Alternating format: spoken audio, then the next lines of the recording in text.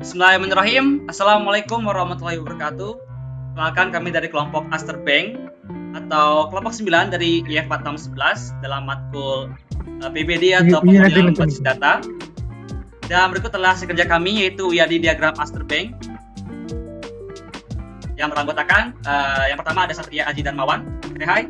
Oke. Dengan name sekian dan juga ada Salsabila Hidi dan saya sendiri Muhammad Iqbal Rashid. Baik. Jadi kita mulai ke full project dari project kami. Berikut adalah tampilan penuhnya. Yang di sebelah kiri itu ada business rule-nya yang sudah disiapkan oleh Agao atau Pargung. Berikut adalah ERD dan juga ada keterangan atributnya ya, sudah kami sertakan. Dan untuk ERD ini atau Entity Relation Diagram, kami menggunakan Crossboot Notation. Berikut adalah referensinya, kami sudah sertakan untuk memudahkan proses pembacaan referensinya ya. Nah, untuk presentasinya, kami akan memfokuskan kepada business rule juga ERD-nya. Dan untuk yang 1 sampai 4 ini akan dijelaskan oleh Salsa. Silakan Salsa. Saya akan menjelaskan mengenai peraturan bisnis yang pertama. Di situ tertera bahwa transaksi pada aplikasi Aster Bank memiliki 3 jenis, yaitu buka rekening, transfer uang, dan pembayaran. Jadi di sini bisa terlihat bahwa transaksi itu bisa menjadi entitas dan juga bisa menjadi supertype dari subtype, buka rekening, transfer uang, dan pembayaran. Itu ada garis 2, itu bisa di atas 2 itu menjelaskan bahwa itu adalah total specialization, jadi maksudnya adalah minimal 1 dan ada huruf D yang ya itu artinya adalah disjoin, yang mana bahwa sebuah entitas itu hanya bisa menjadi anggota dari satu subtype. Jadi pada kasus ini bahwa transaksi itu minimal dan maksimal wajib pilih salah satu dari subtype, buka rekening, transfer uang, atau pembayaran. Untuk entitas transaksi itu mempunyai ID transaksi sebagai primary key-nya dan juga mempunyai ID rekening, ID mitra, ID nasabah, dan ID pajak sebagai foreign key-nya karena mengambil informasi atau data dari entitas lain. Untuk peraturan bisnis yang kedua, yaitu setiap nasabah dapat melakukan transaksi apabila memiliki rekening. Nah, untuk nasabah ini bisa menjadi entitas dan juga rekening bisa menjadi entitas. Di sini terlihat pada relasi nasabah dan entitas rekening, yaitu one to many yang mana dua-duanya sama-sama mandatory. Jadi nasabah itu mempunyai atribut yang terdiri dari ID nasabah sebagai primary key-nya dan juga nama lengkap, alamat, nomor telepon, NIK, dan tanggal lahir sebagai atributnya. Untuk entitas rekening memiliki ID rekening sebagai primary key-nya dan ID nasabah dan ID akun sebagai foreign key-nya karena diambil datanya dari entitas lain.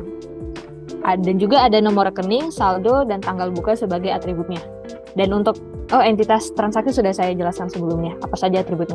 Untuk business rule yang ketiga, yaitu ada setiap rekening terhubung dengan satu akun. Jadi entitas rekening terhubung dengan satu akun. Jadi akun ini bisa menjadi satu entitas lagi. Relasi antara entitas rekening dan entitas akun yaitu sama-sama one to one yang sama-sama juga mandatory. Untuk entitas akun memiliki ID akun sebagai primary key-nya dan juga username, password, dan token sebagai atributnya. Selanjutnya pada bisnis yang keempat, yaitu nasabah diidentifikasi dengan customer ID, nama, alamat, nomor telepon, nomor induk kependudukan, dan tanggal lahir yang sudah saya jelaskan atributnya sebelumnya. Terima kasih. Selanjutnya, bisnis rule yang selanjutnya akan dijelaskan oleh teman saya.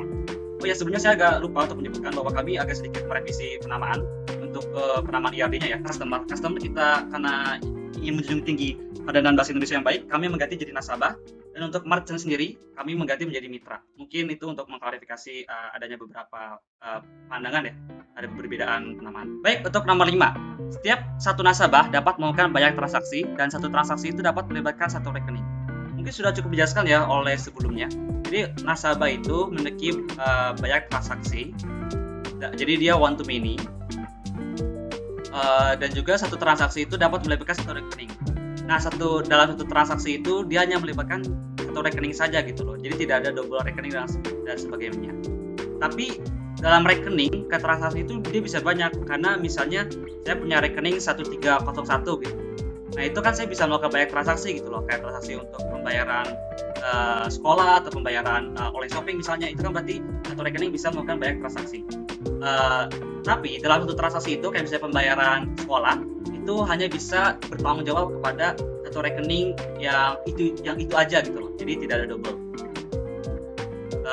Dan juga keduanya sama-sama mandatory ya, jadi mandatory itu dia tidak boleh kosong karena kan menjadi ambigu gitu loh, akan menjadi anomali jika dia melakukan transaksi tapi rekeningnya tidak ada keterangan. Untuk nomor 6 sendiri, untuk setiap transaksi terdapat biaya yang bervariasi. Untuk transfer sama rekening Aster Bank ada Rupiah, antar bank itu ada 2.500, tapi kalau bank internasional itu dia 100.000 rupiah. Dan biaya pembayaran sebanyak 5.000 per transaksi. Nah, ini kan kita kan ada terdapat biaya yang bervariasi ya. Oleh karena itu kita membuat entitas pajak, yang mana pajak itu berisikan ID pajak sebagai primary key, ada jenis transaksi dan juga ada nominal.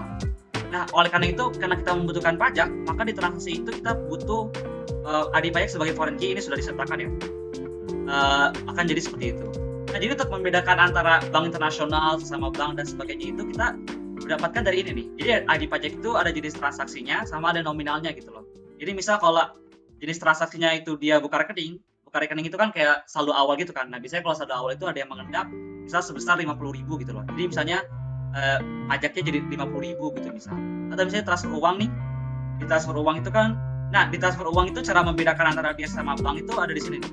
Jadi di transfer uang itu dia ada atribut khusus, atribut unik, ada nama tujuan dan juga ada bank tujuan. Jadi nama tujuan tuh kayak nama penerimanya, kayak saya ke Salsa atau ke Satria gitu misal.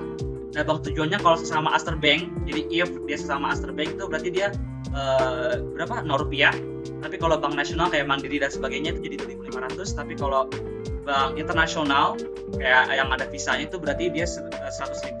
Jadi based on transfer uang ini ya, jadi seperti itu konsepnya. Untuk nomor 7 sendiri, dalam sebuah rekening harus memiliki atribut saldo. Untuk setiap transaksi dicatat nominalnya sebagai debit atau kredit yang akan mempengaruhi saldo. Oke, jadi untuk di rekening itu dia memiliki atribut saldo ya. Jadi untuk saldo sisanya itu berapa gitu kan. Nah, yang menjadi pembeda adalah debit atau kredit, karena konsepnya itu kalau debit itu kan kalau kita bayar debit malah berkurang kan sisa saldo kita tuh jadi makin menipis gitu loh. Tapi kalau kita kredit, kayak misalnya kredit ke bank itu saldo kita malah jadi bertambah karena meskipun konsepnya kayak ngutang ya. Jadi oleh karena itu di transaksi itu kita menambahkan atribut ini nih, debit, strip, kredit untuk membedakan antara dia itu debit atau kredit. Nah, untuk sisa saldo sendiri ada di riwayat, nanti akan dijelaskan sama teman saya selanjutnya. Silakan. Nomor 8 ini khusus untuk transaksi transfer, dicatat juga rekening, nama unik, dan bank tujuan. Jadi masalahnya adalah kita harus menambahkan yaitu atribut. Apa aja atributnya sudah disebutkan di yang nomor 8 itu terdapat dicatat juga rekening, nama pemilik, dan tujuan. Nah, itu adalah tambahan untuk atribut nomor 8.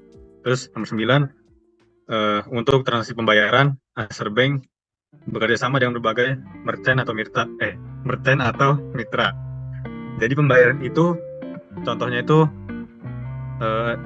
jadi pembayaran itu ada kodenya untuk bekerja sama, contohnya adalah ShopeePay atau GoPay. GoPay itu GP, ShopeePay itu SP lah contohnya.